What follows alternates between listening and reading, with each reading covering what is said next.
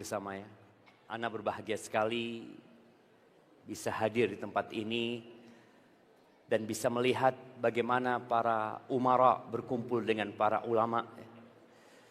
Bagaimana tadi pejabat wali kota kita bisa kumpul bersama, ada buya-buya yang ada di sini, ada Buya Abdul Hamdi, dan kepada semua para asatidah dan hadirin ana ucapkan assalamualaikum warahmatullahi wabarakatuh.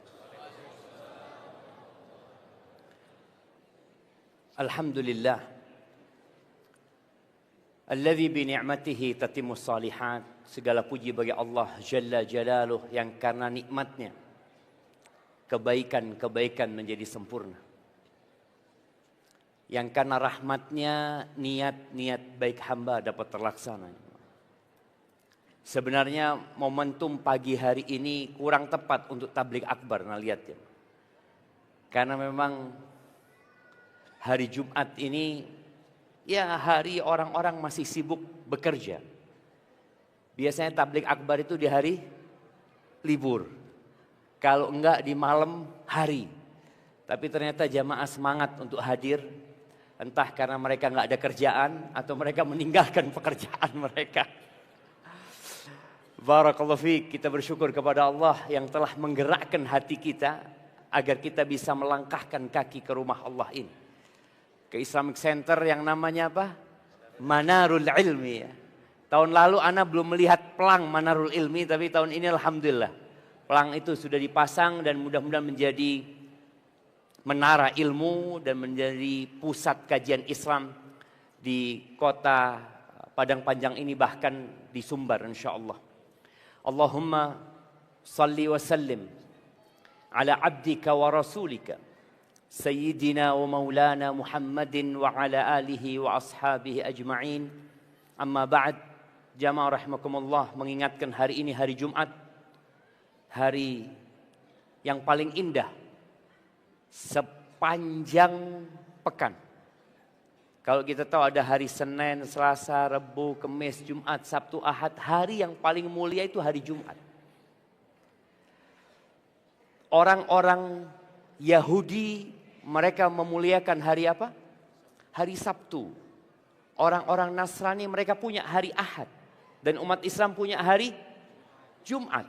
Tapi kadangkala kita kurang mengagungkan hari Jumat ini. Sebagaimana mereka mengagungkan hari Sabtu dan hari Ahad.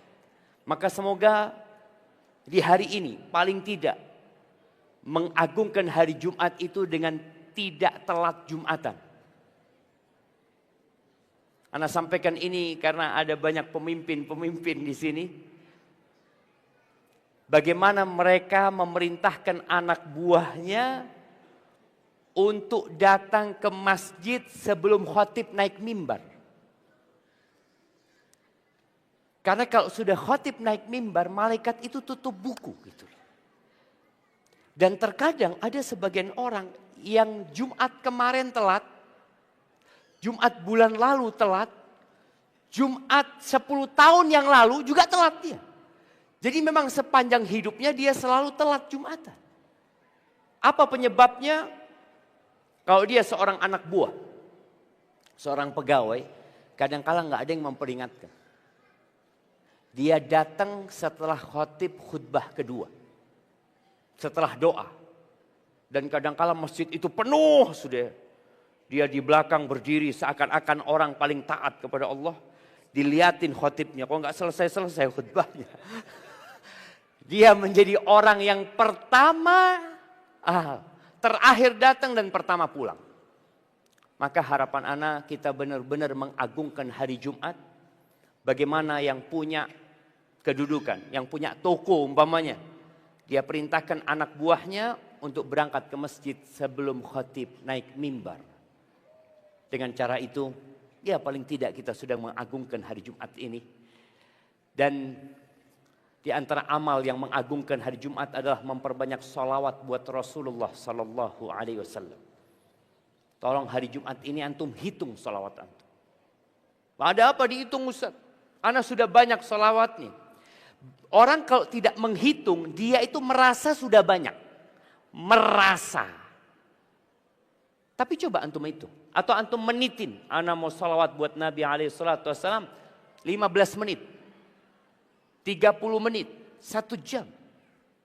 Semoga dengan itu hidup kita jadi berkah. Jamaah rahimakumullah, tema kita hari ini adalah apa? Nah, prioritas utama dalam hidup. Masya Allah. Mau amplop apa mau buku? Ini bicara prioritas utama dalam hidup. Amplop aja.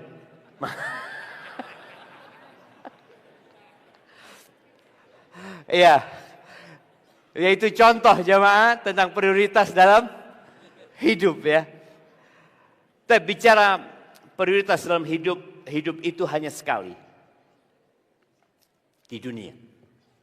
Dan ternyata hidup di dunia itu tidak lama. Ana mau kasih hadiah buat yang hidupnya paling lama sekarang. Siapa yang umur 100 tahun? Nggak ada. 90 tahun. Udah mati. 85 tahun. 85. Nah, berapa Bapak?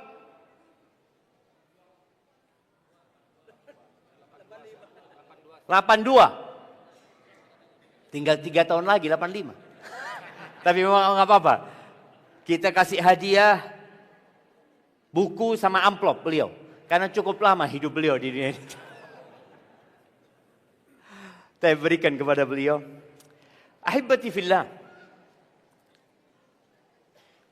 Kita ini yang sudah berumur di atas 60 tahun, hendaklah mempersiapkan diri untuk meninggalkan dunia ini.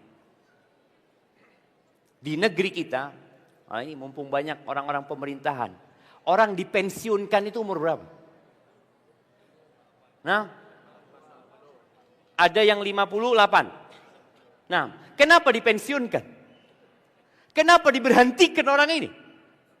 Sudah tidak pantas hidup lagi dia. Sudah tidak bisa memberikan manfaat. Sudah tidak produktif lagi. Dan itu pandangan manusia. Kayaknya sudah kurang kerjanya dia. Sudah tua dia. Banyak tidur, kecapean, sakit. Sudah lebih baik berhenti dia. Dan pensiun itu sebenarnya PHK terhormat. Dia itu di PHK terhormat. Dan beberapa kali Ana diundang untuk memberikan kajian khusus kepada orang-orang yang mau purna kerja. Karena orang itu sebelum pensiun biasanya 1 tahun sudah tidak bekerja. Dia tetap dapat gaji, tapi udah enggak ya datang ke kantor ya. Ngelihat sana, ngelihat sini. Mulai stres dia. Kalau mau meninggalkan pekerjaan saja, dia terbebani. Bagaimana dengan meninggalkan kehidupan? Rasulullah SAW mengatakan, "Aktsiru dzikra hadzimil ladzat." Kalian perbanyak mengingat bukan masa pensiun, tapi kalian banyak mengingat pemutus kelezatan, yaitu kematian. Maka bicara prioritas dalam kehidupan ini, ingatlah kita nggak lama. Sehingga kita tahu mana yang prioritas, mana yang bisa ditunda, mana yang harus ditinggalkan, mana yang seharusnya kita tidak pikirkan sama sekali. Nabi SAW mengatakan, "A'maru ummati baina 60 wa 70." Umur umatku itu antara 60 sampai 70.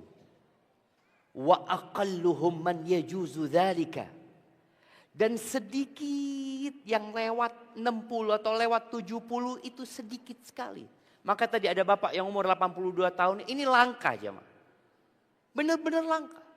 Kawan-kawan dia sudah mati. Bahkan kadang-kala kerabat dia sudah nggak ada. Hanya dia yang tersisa. Allah Azza wa Jal di surat Thaha itu menceritakan tentang bagaimana orang-orang kafir ini meragukan adanya hari kebangkitan. Kenapa Anda bicara hari kebangkitan?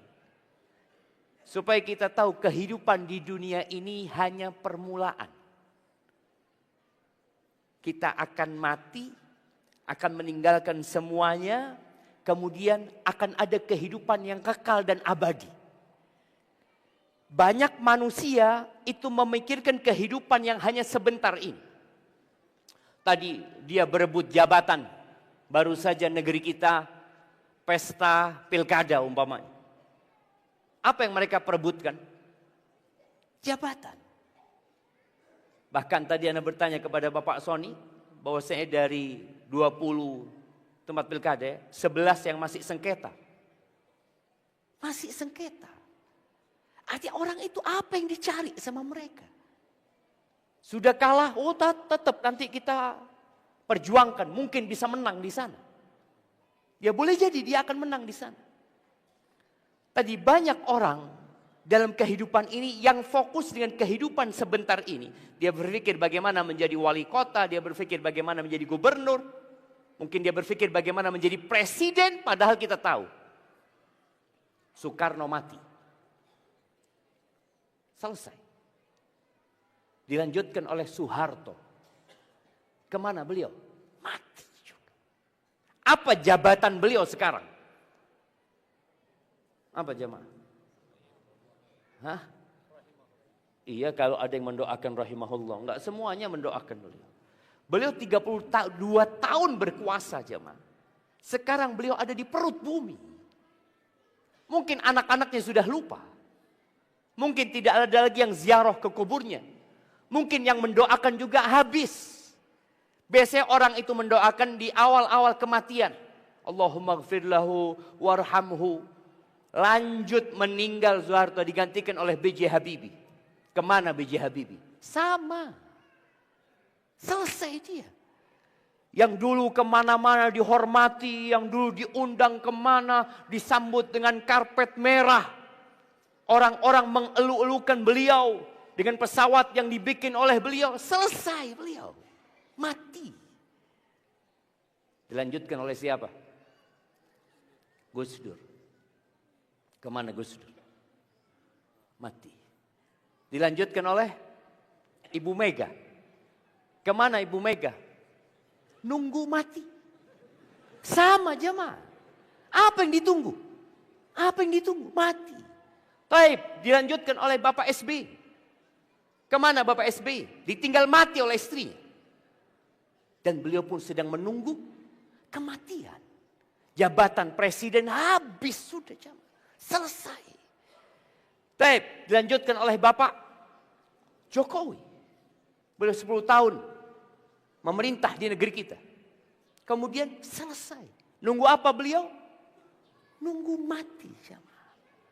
Kemudian sekarang Bapak Presiden kita, semoga Allah melindungi beliau dan menjaga beliau. Memberikan taufik kepada beliau untuk menjalankan roda pemerintahan sesuai dengan yang meridhokan Allah Azza wa Jal. Beliau pun gak akan lama. Tahu dari mana Ustaz gak akan lama? Tahu dari Bapak Soeharto yang mati. Tahu dari presiden sebelumnya, semua sedang menunggu kematian. Maka kita tak perlu memahami bahwasanya kehidupan sekarang ini hanya permulaan untuk kehidupan yang kekal dan abadi. Ana sering ingatkan kepada banyak orang bahwasanya Nabi kita Muhammad alaihissalam berapa tahun hidup di muka bumi? 63 tahun. Tapi Ana mau kasih hadiah. Beliau di perut bumi berapa tahun? Nah. Tafadhal. 1435. Tafadhal. Kok bisa jemaah? Iya, beliau meninggal alaihi salatu wassalam tahun 11 Hijriah. 11. Sekarang tahun 1446. Lebih lama mana beliau di muka bumi apa di perut bumi? Di perut bumi. Kalau bicara prioritas seharusnya engkau berpikir apa? Yang itu loh, yang aku akan lama di sana. Sebagian orang ketika tahu dia itu hanya akan berada di padang panjang ini 5 hari. Dia nggak akan beli rumah, jemaah. Buat apa Anda beli rumah di sini? Tapi kalau 2 bulan beli rumah, Padang Panjang.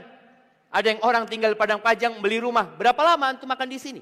2 bulan. Alhamdulillah Anda sudah beli rumah. Apa kata orang? Antum cuma 2 bulan beli rumah. Kayaknya harus ke dokter antum. Kalau antum mau tinggal lama baru beli rumah. Nah, sekarang kalau kita berpikir.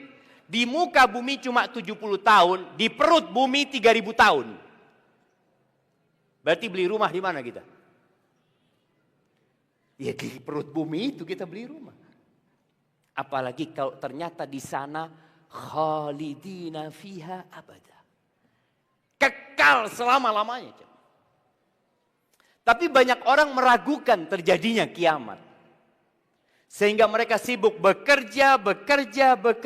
Dan dia pikir itulah hakikat kehidupan. Itulah prioritas dalam kehidupan ini. Ada seorang apa ya sebutannya? Bajingan mungkin dia. Dia mengatakan, "Ana ini salah didik, Ustaz." Kok bisa, Bang? Dia sudah tobat waktu itu. Dia itu menjadi presiden sabung ayam se-Asia Tenggara. Bayangkan jemaah.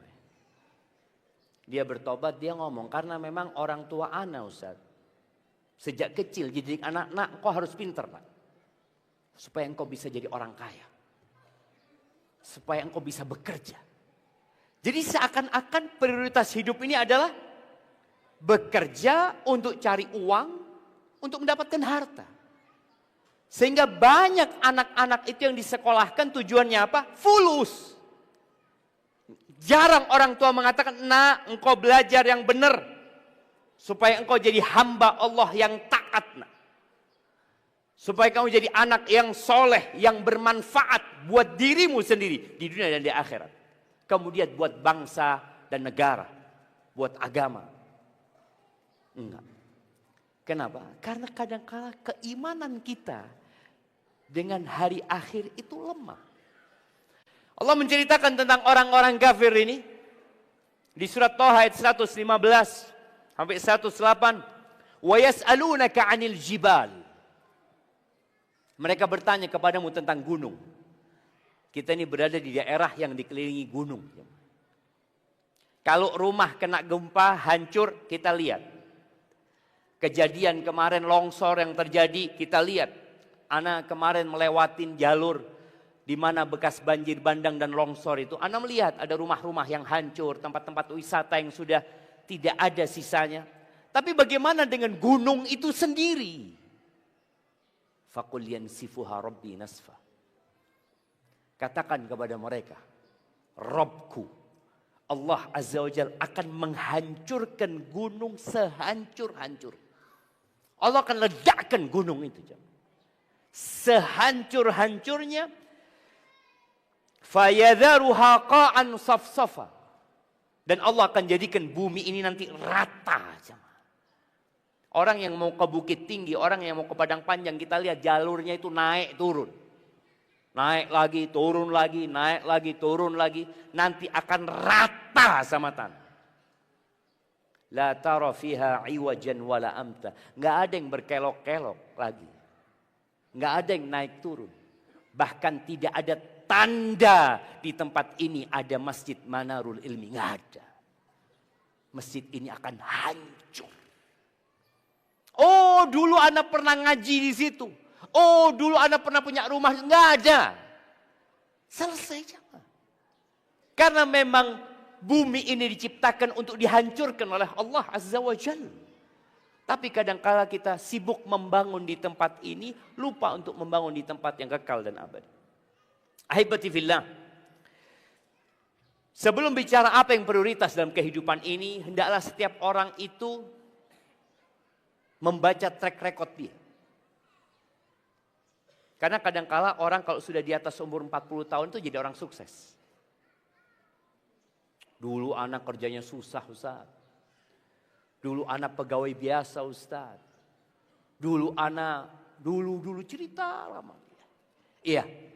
Ada satu cerita yang engkau perlu diingatkan. Cerita ketika engkau di perut ibundamu. Engkau dulu apa? Apa? Allah mengatakan di surat Al-Insan. Surat Al-Insan ini dianjurkan dibaca kapan?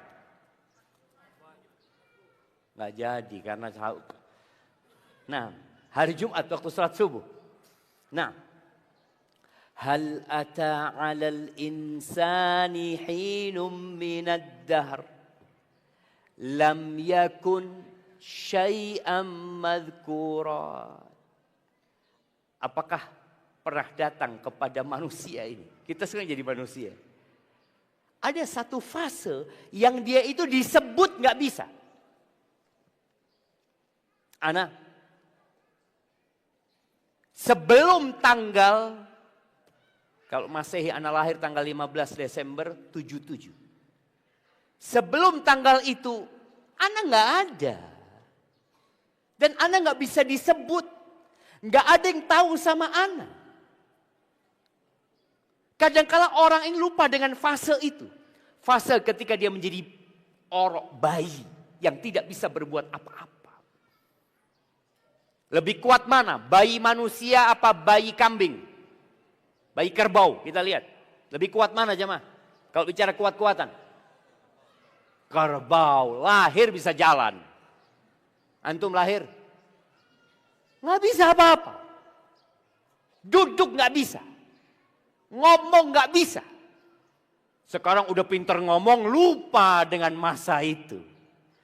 Engkau akan kembali nggak bisa ngomong. Engkau akan kembali nggak bisa berbuat apa-apa. Sebagaimana engkau dulu digendong, akan ada satu fase engkau digendong lagi. Digendong lagi. Di fase engkau tidak bisa mandi sendiri, engkau dimandikan, akan datang fase engkau dimandikan lagi. Ada fase dalam hidupmu engkau dulu nggak bisa pakai baju. Nggak bisa buka bajumu. Ada yang membukakan bajumu. Ada yang memandikanmu. Ada yang memakaikan bajumu. Ada fase engkau kembali nggak bisa buka baju. Cuma kita lupa. Maka Allah ingatkan kita. Itu tiap Jumat dianjurkan untuk dibaca. Supaya manusia ingat. Engkau dulu nggak ada. Engkau dulu nggak bisa apa-apa. Dan kemudian engkau akan kelak dibangkitkan oleh Allah Azza wa Jalla. Ahibati fillah. Terus kenapa kita ada? Apa tujuan Allah menciptakan kita? Tujuan menciptakan manusia berbeda dengan tujuan menciptakan bumi dan isinya. Sebelum manusia ada di sini, bumi sudah ada. Binatang-binatang ternak sudah Allah ciptakan. Padi sudah tumbuh. Begitu pula jagung. Hutan yang kita lihat itu sudah ada sebelum manusia turun ke muka bumi ini. Sebelum Nabi Adam diturunkan, bumi ini sudah ada, semua fasilitas sudah ada, dan Allah menciptakan bumi ini buat kita. Makanya kalau kita lihat manusia mengeksploitasi dunia ini terserah dia. Apa yang dieksploitasi di padang panjang oleh manusia? Ada emas di sini? Nggak ada. Coba dicarilah. Apa yang ada di sini? Batu kapur. Batu kapur. Itu sudah ada. Umurnya batu kapur itu sebelum manusia hadir di muka bumi ini. Baik, di beberapa tempat ada batu bara. Itu ada sebelum manusia turun ke muka bumi ini. Emas, perak, minyak bumi, ikan-ikan di lautan. Itu sudah ada sebelum manusia hadir di muka bumi. Lalu untuk apa Allah ciptakan? Untuk manusia. Kerbau yang kita lihat, nenek moyangnya itu sudah ada sebelum manusia ada. Jadi kalau bicara lebih tua mana kerbau sama manusia? Jamaah, seharusnya cium tangan kita sama kerbau. Engkau ada sebelum Nabi Adam ada. Iya. Allah Azza wa Jalla mengatakan di surat Al-Baqarah ayat 29, "Huwallazi khalaqa lakum ma fil ardi jami'an." Dialah Allah Jalla Jalla yang menciptakan untuk kalian. Untuk kalian ambil manfaatnya, untuk kalian eksploitasi, eksplorasi yang ada di muka bumi ini, semuanya buat kalian. Makanya dari ayat ini, para ulama menyimpulkan sebuah kaidah bahwa hukum asalnya segala sesuatu itu halal. Kecuali apabila ada dalil yang mengharamkannya. Apa dalilnya rendang itu halal? Ya mah. Antum kok tiap hari makan rendang di sini? Makan sambal balado ini. Apa dalilnya kalau itu halal? Ayat ini. Semuanya halal kecuali yang Allah haramkan. Jadi kalau ada orang mengatakan haram, oh jangan sembarangan kau bilang halal. Gajiah, halal apa haram? Hah? Haram apa enggak ya? Kalau engkau katakan haram, datangkan dalilnya. Jadi siapa saja yang mengatakan haram harus datangkan dalilnya. Apa dalil kalau beras itu halal? Ya ayat ini. Hukum semuanya itu halal. Kecuali ada dalil yang mengharamkan. Jadi Allah menciptakan semuanya untuk manusia tadi. Untuk manfaat manusia. Untuk ambil pelajaran dari sana. Dan Allah menciptakan manusia untuk Allah Azza wa Jalla. Jadi Allah memberikan kehormatan kepada manusia. Engkau diciptakan bukan untuk dimanfaatkan. Makanya kalau ada eksploitasi terhadap manusia, kita tahu di negeri kita ada perdagangan manusia. Yang dibawa ke luar negeri, yang kemudian di sana seperti diperbudak mereka di sana. Enggak, Allah memuliakan manusia. Kata Allah di surat Az-Zariyat. Ayat 56, 57 dan 58 Allah mengatakan wa ma khalaqtul jinna wal insa illa liya'budun. Ini jemaah prioritasnya. Jangan sampai kita seperti kerbau. Kerbau diciptakan buat manusia. Kerbau diciptakan untuk membajak. Kerbau diciptakan untuk kawin, punya anak. Seperti itu terus dia. Enggak. Manusia tidak seperti kerbau. Allah mengatakan wa ma khalaqtul jinna wal insa illa liya'budun. Tidaklah aku ciptakan bangsa jin dan manusia kecuali untuk beribadah kepadaku. Ma uridu minhum min rizqin wa ma uridu an yut'imun. Aku enggak butuh, aku enggak minta rizki dari manusia. Aku tidak menyuruh manusia untuk bekerja, kemudian hasilnya diberikan kepada aku. Tidak, kata Allah. Innallaha huwar razzaq dzul quwwatil matin. Sesungguhnya Allah itu maha memberi rizki. Dan maha kuat dan perkasa. Hubungan manusia sama manusia berbeda dengan hubungan manusia sama Allah Azza wa Jalla. Manusia sama manusia itu saling memberikan manfaat. Ya, kita kalau punya anak buah nggak kerja dengan baik, apa yang akan kita lakukan kepada dia? Engkau merugikan aku, kata dia. Dia akan di PHK. Contoh tadi, bicara ada orang dipensiunkan. Kenapa? Mungkin sudah tidak produktif lagi, sudah selesai. Ada masa orang itu dikatakan udah selesai, kami nggak butuh sama kamu sekarang. Karena kamu sudah tua. Tapi sama Allah Azza wa Jalla, sejak kecil, muda, tua, Allah nggak butuh dengan ibadah kita. Allah nggak butuh bapak-bapak datang ke masjid ini. Allah nggak butuh jamaah nih, emak-emak datang kajian. Allah nggak butuh dengan sholat kita. Allah nggak butuh dengan puasa kita. Allah tidak butuh dengan sodakoh kita, umroh kita, haji kita. Bahkan Allah tidak butuh kita beriman. Allah mengatakan faman syaa falyu'min wa man syaa falyakfur. Kata Allah, yang mau beriman silahkan, yang mau kafir monggo. Berbeda ketika kita bekerja di negara. Ketika kita bekerja di perusahaan, perusahaan butuh sama kita. Maka kadangkala kita bisa memberikan penawaran lebih tinggi. Engkau kalau mau mempekerjakan saya, ya gaji saya sekian. Sama Allah enggak. Bahkan Allah Azza wa Jalla dalam hadis qudsi mengatakan, nih jamaah, kita harus tahu prioritasnya. Karena kalau sudah orang nggak tahu dengan prioritas dia, seperti orang yang punya keranjang. Dia ngisi keranjang itu sama pasir. Padahal prioritasnya itu ada bola-bola yang harus dia masukkan ke sana. Ketika sudah banyak pasir, bola itu nggak akan pernah masuk. Udah full tempat itu. Allah Azza wa Jalla mengatakan, "Lau anna awwalakum," ini dalam hadis qudsi. "Lau anna awwalakum wa akhirakum wa insakum wa jinnakum kanu ala atqa qalbi rajulin wahidin minkum ma zada dzalika fi mulki syai'a." Kalau orang yang pertama di antara kalian sampai yang terakhir. Kalau seluruh penduduk Indonesia sekarang ini jumlahnya berapa? 280 juta. Anggap sekarang penduduk bumi ini 8 miliar. Kalau semua orang 8 miliar itu jamaah, hatinya di level ketakwaan Nabi Muhammad SAW.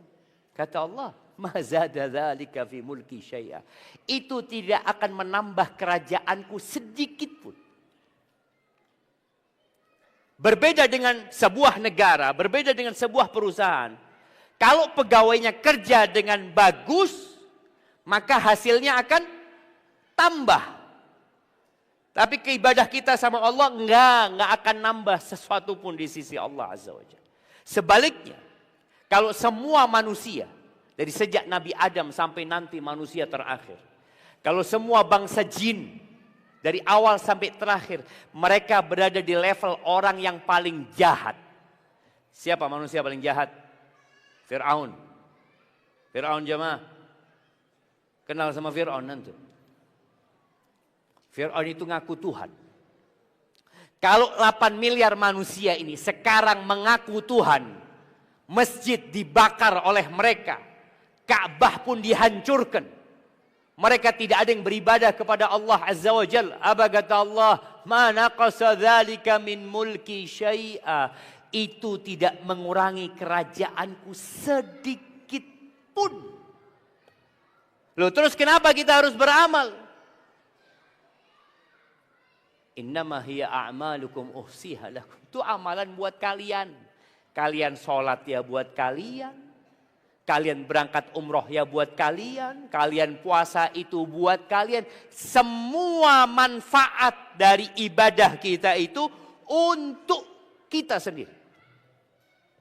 Nggak ada buat Allah. Uhsiha lakum. Aku catat buat kalian.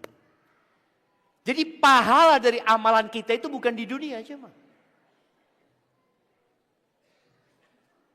Gimana kalau ibadah sholat tuh pahalanya di dunia? Enak nggak? Gimana kalau setiap antum sholat dapat motor satu? Sholat nggak semua orang? Taib. Sholat subuh dapat motor satu. Duhur dapat motor lagi. Asar dapat motor lagi. Mau antum apain motornya? Hah? Mau dijual? Siapa yang beli? Siapa yang beli motor itu? Semua orang punya motor. Iya Ustaz, motor. Coba fulus Ustaz. Oke. Kalau setiap kita sholat itu dapat uang 100.000. Berarti habis sholat isya kita dapat berapa? 500.000. Kalau kita sholat sama istri kita dapat berapa? 1 juta. Enak bang. Enak gak enak? Kita punya anak 6. Tiap hari mereka sholat dapat berapa? 5 kali 6. 3 juta. Tambah bapak ibunya. Ini tiap hari. Kira-kira uang itu buat apa sama antum? Buat apa? Hah? Beli motor. Beli motor tadi. Ada yang jual motor. Orang semua bekerja itu untuk dapat uang. Semuanya jemaah. Tapi kalau ternyata ibadah dapat uang, dunia ini tutup jemaah. Tutup dunia. Antum dengan uang antum berangkat mau ngisi bensin. Ada SPBU yang buka. Datang. Ayo bensin kata dia. Enggak bang. Sudah enggak apa-apa. 1 liter 100.000. 100.000. Kalau cuma fulus sholat, Anda bang dapat fulus. Ada apa? Jaga SPBU. Ada apa? Orang menanam di sana. Orang menanam itu cari duit, cari uang. Makanya dalam kehidupan dunia ini Allah tidak berikan pahala di sini. Al-yaum amal bila hisab. Maka tadi kalau bicara prioritas kita beribadah, Ustaz, anak ibadah tapi nggak dapat apa-apa. Ya bukan di sini. Ketika semua pahala ibadah itu diberikan di dunia, tutup dunia ini. Orang nggak akan bekerja. Maka Allah tidak jadikan pahala itu di sini. Tapi pahala itu kelak di akhirat. Hadis Nabi SAW, rakaatul fajri khairun minad dunya wa ma fiha. 2 rakaat sebelum subuh itu lebih baik dari dunia dan isinya. Membaca Al-Quran di masjid, antum berangkat dari rumah, datang ke masjid, nunggu azan, nunggu qomat, antum baca 1 ayat. Itu kata Nabi SAW, khairun min naqah. Itu lebih baik dari seekor onta. Antum mau ontanya apa mau lebih baik dari onta? Kira-kira kalau antum baca Quran, baca 1 huruf, satu ayat. Alif lam mim. Datang onta. Masya Allah. Dzalikal kitabu la raiba fi hudal lil muttaqin. Lebih besar lagi ontanya, Masya Allah. Kira-kira mau ditaruh di mana ontanya sama antum? Antum bawa ke pasar. Anda bawa ke pasar, Ustaz. Fulus. Datang ke pasar. Semua orang bawa onta. Siapa yang mau? Tidak ada. Makanya pahala itu di akhirat. Jamaah. Nabi SAW mengatakan, la maudi'u sauti ahadikum fil jannah. Tempat cambuk kalian. Tempat cambuk itu 1 meter lah. Orang dulu naik kuda, ada cambuknya. Dan biasanya kalau masuk rumah, cambuk itu ditaruh di tembok itu. Itu loh, lokasi 1 meter di surga lebih baik dari dunia dan isinya. Tapi kan nanti Ustaz. Iya. Orang-orang itu sekarang tanggal berapa? Tanggal 10 ya, Masehinya. Itu pegawai digaji, Bapak. Tanggal 10 digaji. Enggak kan? Gajian tanggal berapa? Tanggal 1 kan? Tapi dia kerja tetap tanggal 10. Tanggal 11 masuk enggak dia? Masuk.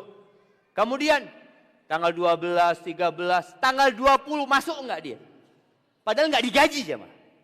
Dia gajiannya bulanan. Tapi kenapa dia terus bekerja? Kenapa jam 7 dia berangkat, ngantor sampai sore? Karena dia yakin ada gajinya. Kapan? Nanti Ustadz, bukan sekarang. Jangan terburu-buru lah. Sahih. Begitu pula dengan urusan ibadah kita. Jamaah rahimakumullah. Orang yang tidak menjalankan tugas beribadah kepada Allah, itu seperti binatang. Suami istri, kawan dengan kawannya, bos sama anak buahnya. Ketika terjadi keributan, makian yang paling buruk itu apa? Buat dia. Dia akan sebutkan kebun binatang. Iya. Kalau kamu ini, itu, kamu itu, ini. Dia akan sebutkan binatang-binatang itu jemaah. Karena dia tahu binatang itu nggak berakal. Engkau ini punya akal. Gimana kok melakukan hal itu? Maka dia akan sebut nama binatang itu. Ternyata memang Allah menyebutkan. Di surat Al-Furqan ayat 44. Allah mengatakan, am tahsabu anna aktsarahum yasma'un aw yaqilun. Apakah kau mengira kebanyakan orang-orang itu mendengar, berakal? Ketika dikasih tahu, dikasih nasihat, didakwain agar beribadah kepada Allah Azza wa Jalla, lalu mereka menolak. Kata Allah Jalla Jalaluhu, inhum illa kal an'am. Mereka tidak lain kecuali seperti binatang ternak. Seperti sapi, seperti kerbau, seperti kambing, seperti onta. Ulaika kal an'am, inhum illa kal an'am, balhum adallu sabila.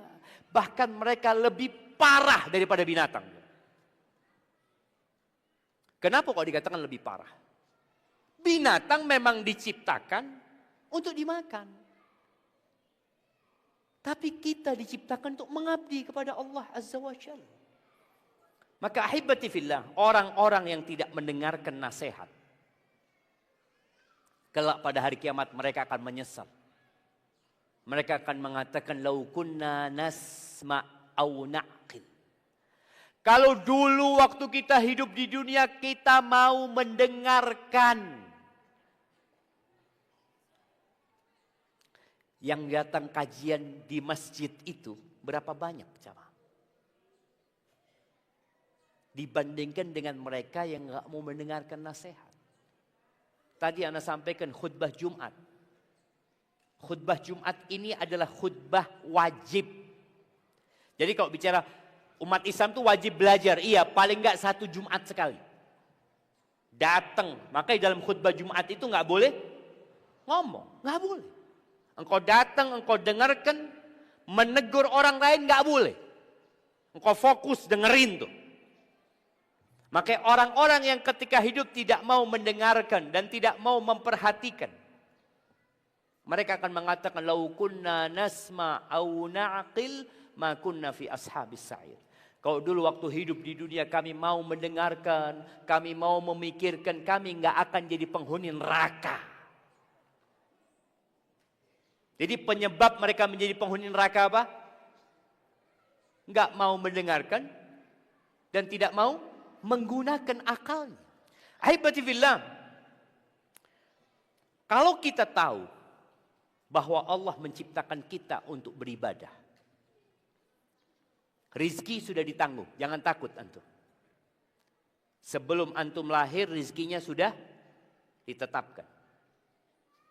Bahkan 50.000 tahun sebelum penciptaan langit dan bumi. Rizki antum sudah ditulis. Allah kasih fasilitas. Fasilitas yang pertama itu tubuh ini jemaah. Kedua mata. Kedua kaki. Kedua tangan. Kepala nih. Makanya orang itu kalau sujud harus sujud di atas 7 anggota tubuh. Itu semua fasilitas. Harus antum tundukkan. Gunakan keningmu. Letakkan di bumi. Cium dengan hidung. Dengan ujung hidungnya ini. Kemudian tanganmu. Kemudian lututmu. Kemudian jari-jari kakimu. Lalu katakan subhana rabbiyal a'la wa bihamdi. Atau subhanakallahumma wa bihamdika Allahumma gfirli. Allah kasih fasilitas semua itu kepada kita. Agar kita gunakan untuk beribadah. Baik. Harta. Selama kepalamu masih bisa goyang. Selama jantungmu masih berdetak berarti rizkimu ada. Buktikan, buktikan. Akan terus ada. Oh alhamdulillah kalau seperti itu. Ana sudah beribadah. Ternyata ibadah ini ada syaratnya. Ibadah itu tidak akan diterima kecuali dengan 2 syarat. Syarat yang pertama itu namanya tauhid. Mengesahkan Allah Azza wa Jalla. Syarat kedua itu sesuai dengan aturan. Siapa yang bikin aturan? Allah Azza wa Jalla. Bolehkah kita sholat Jumat 6 rakaat? Jemaah. Atau sholat subuh. Ini ada orang mengatakan, ya Allah Ustaz, ana ini banyak dosanya Ustaz. Banyak sholat yang ana tinggalkan. Insya Allah mulai besok ana akan sholat subuh 6 rakaat Ustaz. Boleh enggak jemaah? Loh, sholat, ibadah dia. Kenapa enggak boleh? Siapa yang menyebutkan? Nah, kenapa enggak boleh? Masya Allah, ini kasih hadiah. Mau buku, mau amplop? Amplop lagi. Ahlan wa sahlan, Masya Allah, barakallahu fikum. Iya, karena itu tidak sesuai dengan aturan. Nabi alaihissalam salat subuh berapa rakaat? 2 rakaat. Ya sudah 2 rakaat aja sholatnya. Loh anak ini Ustaz banyak dosanya, tetap 2 rakaat. Mau orang itu banyak dosanya, mau sedikit dosanya, tetap sholatnya 2 rakaat. Baik. Haji. Ustaz, haji ini kan antrian di, oh ini ada Bapak Depak ini. Antrian haji berapa tahun sekarang di sini? Ada yang 25 tahun. Bagaimana Ustaz kalau haji kita bikin 3 kali setahun? Ini kan masalahnya Ustaz. Kenapa ngantri? Karena haji cuma sekali setahun. Udahlah kita bikin kesepakatan. Gimana hajinya kita bikin 3 kali setahun. Oh Arab Saudi nggak terima. Baik kita bikin di Bukit Tinggi Ustaz. Padang Panjang. Cukup kan Islamic Center bikin Ka'bah di situ. Gak bisa sama. Ibadah itu bukan suka-suka kita. Tapi mengikuti aturan. Nabi SAW hajinya itu di bulan haji. Al-hajju ashhurun ma'lumat. Haji itu bulan-bulannya sudah ditentukan. Yang disebut bulan haji itu Syawal, Dzulqa'dah, Dzulhijjah. Puncak ibadah haji itu wukuf tanggal 9 di Arafah. Iya Ustaz, tapi kesian warga Indonesia ini. Boleh jadi dia mati belum pernah haji. Gara-gara apa? Karena haji setahun sekali. Maka tolong, bicara ibadah harus sesuai dengan aturan.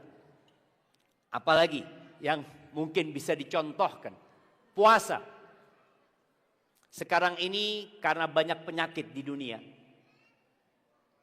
Ada diet puasa. Puasa apa namanya? Yang 12 jam, 16 jam. Apa? Interfasting. Interfasting tuh jamaah. Ya sudah kita bikin seperti itu puasa kita Ustaz. Puasa kita nggak boleh makan tapi boleh minum Ustaz. Gimana jamaah? Ya tetap nggak bisa. Semua harus sesuai dengan aturan. Baik, anak hitung-hitung Ustaz, puasa di Padang Panjang ini berapa jam? 14 jam? 12 jam? 12 jam. Gimana kalau anak bikin puasanya untuk warga Padang Panjang, mungkin ada Depak sini memberikan pengumuman, kita puasanya dari jam 6 sampai jam 6 saja. Kan sama 12 jam. Atau kita tambahin sudah dari jam 6 sampai jam 7. Boleh nggak jemaah? Nggak boleh. Yang namanya puasa itu dari terbit fajar sampai tenggelam matahari. Ya sudah seperti itu. Itu bicara sesuai dengan aturan. Nabi SAW mengatakan man amila amalan laisa alaihi amruna fahuwa radd. Barang siapa yang beramal suatu amalan, amal soleh dia kerjakan, tapi tidak sesuai dengan aturan kami, maka ditolak. Walaupun itu sholat. Boleh sholat sunnah setelah sholat asar. Ana mau ba'diyah Ustaz. Apakah Allah akan mengadab dia karena dia sholat? Jemaah, sholat dia. Dia diadab karena tidak mengikuti aturan. Maka penting kita belajar aturan. Tapi bukan itu yang akan kita bahas. Tentang syarat yang pertama yaitu mentauhidkan Allah. Ibadah itu harus ikhlas. Dan ibadah tidak akan diterima kecuali dengan keikhlasan yang kita lakukan. Tauhidullah. Allah menyebutkan di surat Al-Ghashiyah. Semoga kita semua hafal surat Al-Ghashiyah. Jadi ana menganjurkan umat Islam yang kita mau masuk bulan Ramadan ya. Oh masih jauh, udah dekat. Sya'ban, Ramadan. Tolong dihafal juz amma itu. Apalagi surat Al-A'la sama Al-Ghashiyah. Ini surat yang dianjurkan dibaca hari Jumat. Hal ataka hadithul ghashiyah. Apakah sudah datang kepadamu informasi, kabar tentang kiamat itu? Hal ataka hadithul ghashiyah. Wujuhu yawma idzin khasyah. Wajah-wajah pada hari itu penuh dengan kehinaan, tunduk, hina dan dina. Amilatun nasibah, dia bekerja, dia beramal, capek. Tapi kemana? Tasla naron hamiyah. Dia masukkan neraka yang panas. Pernah ada sebuah asar dari Umar bin Khattab radhiyallahu anhu. Umar itu melihat seorang biarawan yang sudah tua renta, yang jenggotnya sudah putih, yang dia sudah mengabdi di dalam biara bertahun-tahun, mungkin dia juga enggak kawin, hanya beribadah di tempat itu. Umar ketika melihat menangis. Dikatakan, ya Amirul Mu'minin, kenapa engkau nangis? Ini orang non muslim, ini orang Nasrani. Kenapa engkau menangis melihat dia? Iya.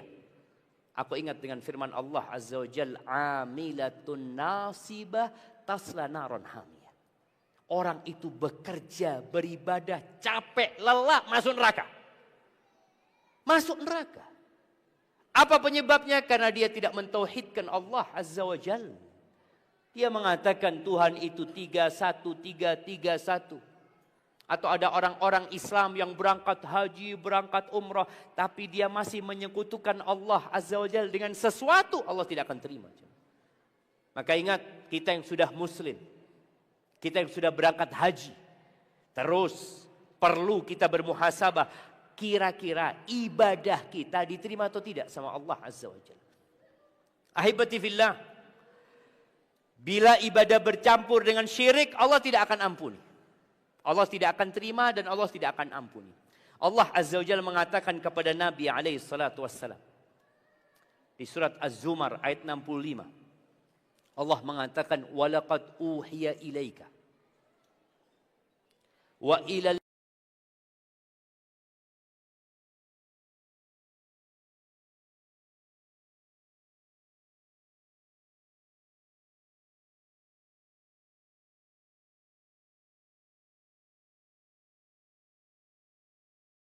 alladzi Hud, Saleh, Ibrahim, Lut, Ismail, Ishaq, Yaqub, Yusuf, terus kepada Nabi Musa, Nabi Isa, sampai Nabi kita Muhammad alaihissalam. Ini wahyu yang sama.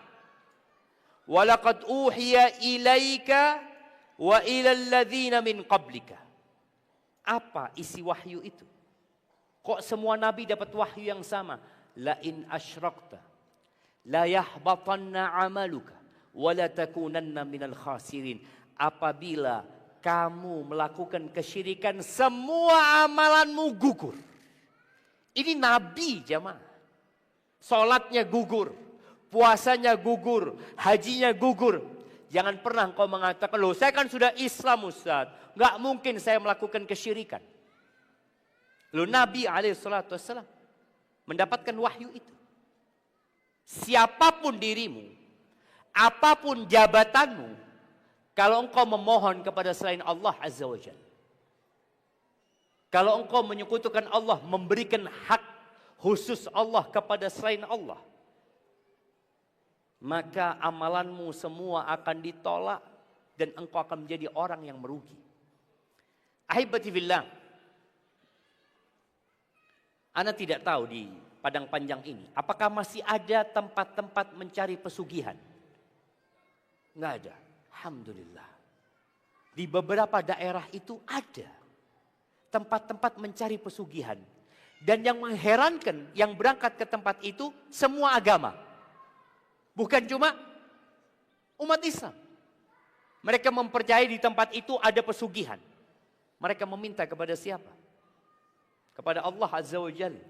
Ini rumah Allah, nggak perlu ke sana. Kalau engkau bicara memohon kepada Allah, ada tempat di muka bumi namanya Baitullah, rumah Allah, tempat yang dimuliakan dan dicintai oleh Allah Azza wa Jalla. Dan ahibati fillah, innallaha la yaghfiru an yushraka bihi wa yaghfiru ma duna dzalika liman yasha. Jadi satu dosa yang harus antum hindari, syirik. Di samping dosa-dosa lainnya, ada banyak dosa. Ijtanibus sab'al mubiqat, kata Nabi SAW, hindari 7 dosa besar. Yang pertama, asyirku billah. Melakukan kesyirikan kepada Allah Azza wa Jalla. Kalau orang itu berzina, dosa besar zina jamaah. Kalau orang itu mencuri, dosa besar mencuri. Kalau orang itu melakukan riba, dosa besar. Tapi dia tidak melakukan syirik, kemungkinan diampuni ada enggak? Ada. Tapi bagaimana kalau orang ini berangkat haji, berangkat umroh, dia seorang yang dermawan, tapi ternyata dia melakukan kesyirikan dan mati di atas kesyirikan tersebut, maka semua amalannya gugur dan tidak bakal masuk surga. Sekarang ini ada usaha. Jadi dulu ketika Indonesia dijajah sama Belanda, berapa tahun dijajah? 350 tahun. Baik, Belanda itu bawa 3G ke sini. Penjajah itu bawa 3G. Bawa apa yang pertama? Glory, gold, dan gospel. Dia bawa 3 itu. Dia memang mencari kemenangan, mencari kejayaan, kemudian dia mencari emas, dia mencari harta, makanya dikeruk negeri kita. Dan dia membawa satu lagi, bawa gospel. Jadi mereka datang memang membawa agama. Ada misi agama Belanda ke negeri kita. Dan sisanya kita melihat, ketika Belanda pergi ada banyak sisa-sisa gospel yang ditinggalkan oleh Belanda. Tapi subhanallah, umat Islam sadar dengan bahaya itu. Lalu mereka berusaha untuk merusak agama umat Islam lewat dalam. Muncullah yang namanya Snok-Hogron. Yang dia berganti nama Abdul Ghaffar. Dan dikatakan dia itu hafal Quran. Dan dia berangkat haji jemaah. Snok-Hogron ini. Padahal dia seorang orientalis yang memang untuk menghancurkan umat Islam di Indonesia. Tapi ketika penjajahan bubar, maka ada usaha lain untuk menghancurkan umat Islam lewat pemikiran mereka. Sekarang lagi digalakkan, digaungkan, semua agama sama. Udahlah, semua agama sama.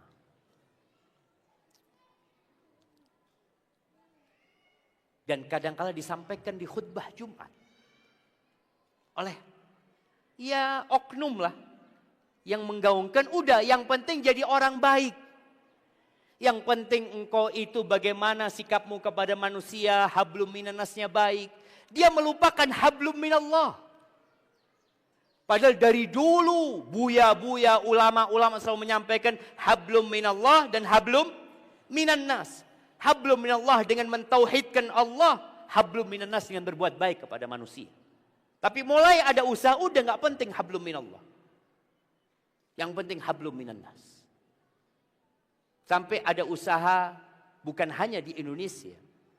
Karena ini usaha internasional ya. Supaya gak ada lagi penyebutan orang kafir. Oke, kita ini toleransi jemaah.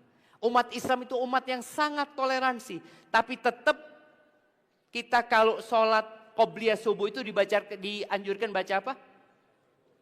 Qul ya ayyuhal kafirun la a'budu ma ta'budun. Ini garis pemisah toleransi. Dalam urusan dunia, dalam urusan sosial, tetangga kita Nasrani sakit, kita besuk. Tetangga kita Yahudi butuh bantuan kita bantu. Bahkan bagaimana Abdullah bin Amr bin As itu, sahabat Nabi radhiyallahu anhu, ketika pembantunya motong kambing, lagi ngulitin kambing, kata Abdullah, "Idza faragta," kalau engkau selesai ngulitin kambing itu, "fabda bijarinal Yahudi." Yang pertama engkau kasih tetangga kita yang Yahudi. Ini toleransi. Kita disuruh berbuat baik kepada tetangga kita yang Yahudi, tetangga kita yang Nasrani, apapun agamanya, kita disuruh berbuat baik kepada mereka selama mereka tidak memerangi kita. Berbuat baik, itu toleransi. Tapi ketika urusan agama, lakum dinukum, jelas agamamu nggak sama. Lakum dinukum, silahkan kau kerjakan agamamu. Waliyadin, dan agamaku. Gitu. Kita menghormati jamaah. Hidup di negeri, ya iya Ustaz. Dulu kan di Madinah cuma ada Islam. Kata siapa? Banyak orang yang tidak membaca sejarah. Mereka berpikir umat Islam itu baru berinteraksi dengan non-muslim di Indonesia. Umat Islam itu berinteraksi dengan orang-orang non-muslim sejak Islam lahir. Sejak di Mekah. Kemudian ke Madinah. Beliau alaihissalatu wassalam bertetanggaan dengan kabilah-kabilah besar Yahudi. Baik, anu mau kasih hadiah. Sebutkan 3 kabilah besar Yahudi di kota Madinah. Nah. Berdiri biar dengar ustadznya.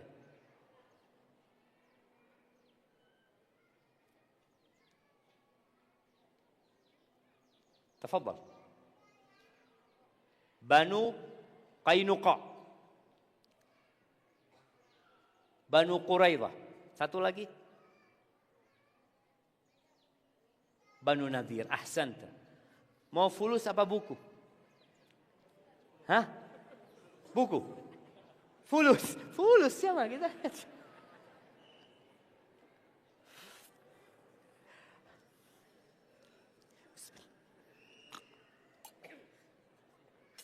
Di masjid pun tetap kita fulus ya. Type 2, 3 kabilah besar. Yahudi, Banu Qainuqa, akhirnya mereka diusir. Karena mereka berkhianat. Jadi ketika hidup di satu negara, ada non-muslim di sana, ada MOU yang dibuat. Sama-sama menjaga stabilitas nasional. Tapi ternyata Banu Qainuqa berkhianat. Mereka diusir. Banu Nadir berkhianat. Mereka diusir. Bukan karena Islam nggak mau berhidup sama mereka, karena mereka berkhianat.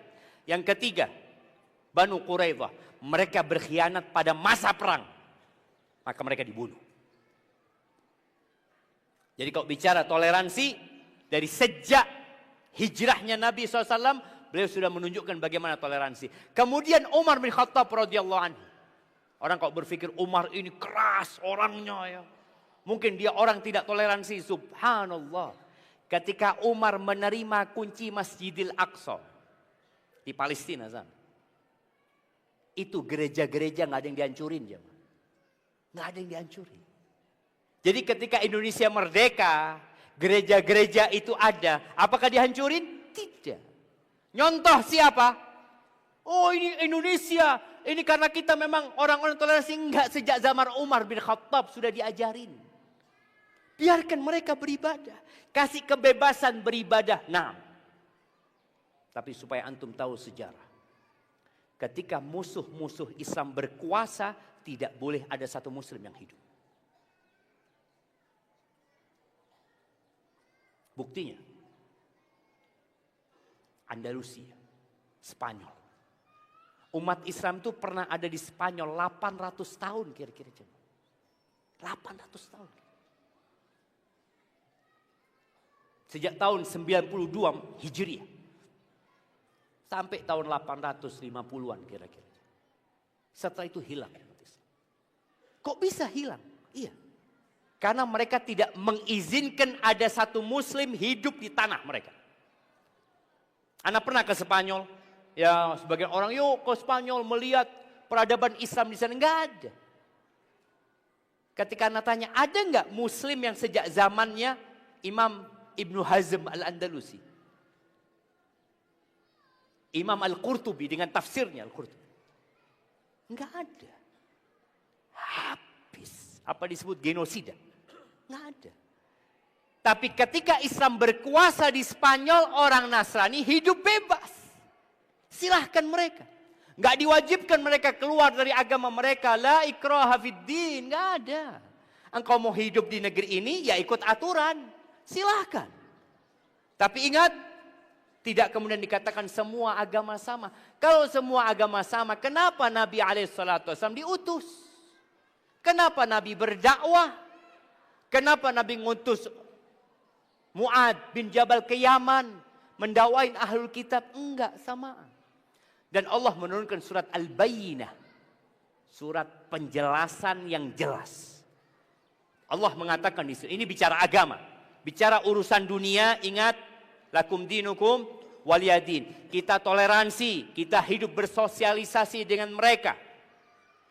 Tapi bicara urusan agama, Allah mengatakan, innalladzina kafaru min ahlil kitabi wal musyrikina fi nari jahannam khalidina fiha ulaika hum syarrul bariyah. Kita nggak sembunyikan itu. Bicara urusan agama, sesungguhnya orang-orang kafir dari kalangan ahlul kitab, Yahudi dan Nasrani, dan dari kalangan orang-orang musyrik, apapun agamanya, mereka melakukan kesyirikan. Kata Allah, finari jahannam. Mereka berada di neraka jahannam. Khalidina fiha, kekal selama-lamanya di sana. Oh, itu kan kata umat Islam. Iya, ini akidah kami. Kami menghormati, silahkan engkau dengan kepercayaanmu, tapi kami punya akidah yang gak bisa digoyahkan. Keputusan dari Allah, karena yang punya surga itu Allah. Allah mengatakan itu. Loh iyalah, kalian mengklaim kitab kalian benar. Betul. Sejak 1446 tahun yang lalu, Allah menurunkan ayat, Qul in kuntum fi raibin mimma nazzalna ala abdina. Kalau kalian ragu dengan Al-Quran yang Allah turun, kalian ragu, maka bikin satu surat. Satu surat saja. Dan sejak 1446 tahun yang lalu sampai hari ini, tantangan itu terbuka. Dan gak ada yang bisa mendatangkan satu surat. Maka di surat Al-Bayyinah Allah memberikan penjelasan. Bahwasanya mereka fi nari jahannam khalidina fiha, kekal selama-lamanya. Ulaika hum syarrul bariyah. Mereka manusia paling jahat, jemaah. Gimana tidak dikatakan jahat mereka? Allah itu esa, kata mereka 3. Hanya Allah yang berhak disembah, mereka sembah binatang-binatang, jemaah. Batu disembah, gunung ciptaan Allah dikasih sesajen sama mereka. Lautan pun mereka sembah. Apa yang tidak mereka sembah? Padahal la ilaha illallah. Maka ingat, ibadah itu tidak dikatakan ibadah kecuali dengan adanya tauhid. Tauhid itu la ilaha illallah. Tiada Tuhan yang berhak disembah. Banyak Tuhan di muka bumi yang disembah. Baik itu ada yang menyembah nabi, ada yang menyembah malaikat, ada yang menyembah mentari, ada yang menyembah bulan, ada yang menyembah lautan, ada yang menyembah sapi, ada yang menyembah patung. La ilaha, nggak ada Tuhan yang benar illallah, kecuali Allah. Maka semoga kita bisa menjaga keislaman kita tanpa kita mendolimin orang-orang selain muslim. Tapi tetap kita katakan la ilaha illallah Muhammad Rasulullah. Kita katakan innad dina indallahil Islam, agama yang benar yang diterima di sisi Allah hanya Islam. Wa man yabtaghi ghairal islami dinan falan yuqbala min. Barang siapa yang mencari agama selain Islam tidak akan diterima. Tidak akan diterima. Iya. Tapi di Indonesia, semua orang mau milih agama dikasih kebebasan. Itu hak sebagai warga, sebagai rakyat. Tapi dalam agama kita Allah nggak akan terima. Allah tidak akan terima. Wa huwa fil akhirati minal khasirin. Dan dia di akhirat termasuk orang-orang yang merugi. Ahibati fillah, terakhir sebelum masuk ke sesi tanya jawab. Jangan pernah merasa aman dari syirik. Nabi Ibrahim itu berdoa supaya diselamatkan dari kesyirikan. Siapa yang hafal doanya Nabi Ibrahim? Nah,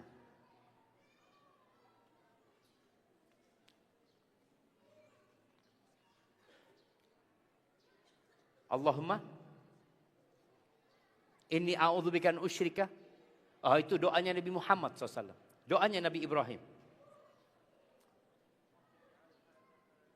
Rabbi ij'al hadha baladan aminan wajnubni wa baniya an na'budal asnam. Antum mau buku, mau amplop? Kalau amplop bisa buat beli buku, kalau buku nggak bisa. Hah? Amplop saja ya, Masya Allah. Ayat yang pertama turun itu apa? Iqra jemaah. Tapi kita memang malas baca jam. Kalau fulus, Masya Allah. Tadi doanya Nabi Ibrahim, wajnubni wa bani an na'budal asnam. Hindarkan aku dan anak keturunanku dari menyembah berhala-berhala. Kalau Nabi Ibrahim takut sama kesyirikan, apalagi kita jemaah. Itu Nabi. Yang anaknya juga Nabi. Anaknya satu namanya Ishak. Satunya namanya Ismail. Beliau takut anak-anaknya ini terkena penyakit kesyirikan. Apalagi kita.